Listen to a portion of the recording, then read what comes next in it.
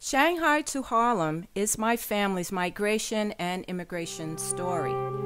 It's about music, slavery, love, superstitions, folklore, and diversity.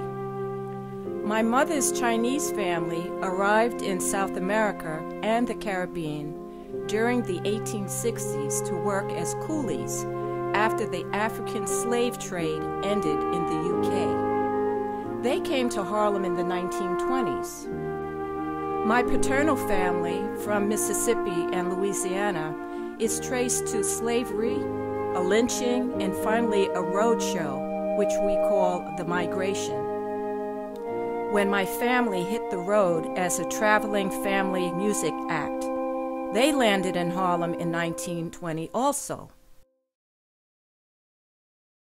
My mother, Carmen Wong, was a central figure in our family. Her mother, my grandmother, Violet Chan Kiang, immigrated from Trinidad. Her family came from China, and they went to Guyana, Venezuela, and then Trinidad. My maternal elders told stories of slashing through the jungles with machetes through South and Central America, and of being kidnapped on ships to work the Panama Canal, building railroads, planting sugar, cutting cane, and digging for gold. The Chinese men came first, and they braved snakes and disease. A few women came too. My maternal grandmother, Violet Chan Kiang, was one of the most adventurous women in our family. She traveled to Panama to make money by washing, cooking, and selling things to the workers.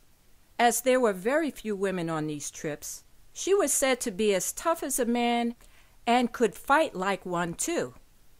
In Trinidad, she met my grandfather, Henry Wong Cameron, a native of British Guiana.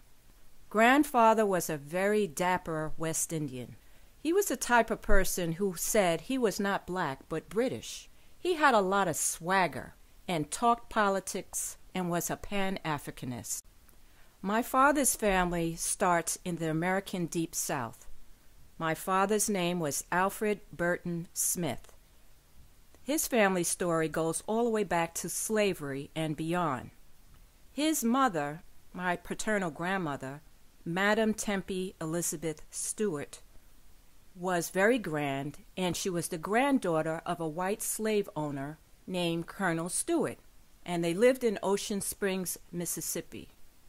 Madam Tempe was a very gutsy, multi-talented musician and business person. She attended Straight University, now known as Dillard, in New Orleans, and the New England Conservatory of Music in Boston. She taught numerous pupils in music in New Orleans. After my great-uncle Warren was lynched in Ocean Springs, Mississippi, Madam Tempe could no longer tolerate the brutal Jim Crow conditions of the South. So she took her musical children and hit the road, heading north. They performed musical shows of their own creation. It was a combination of classical and popular music of the day.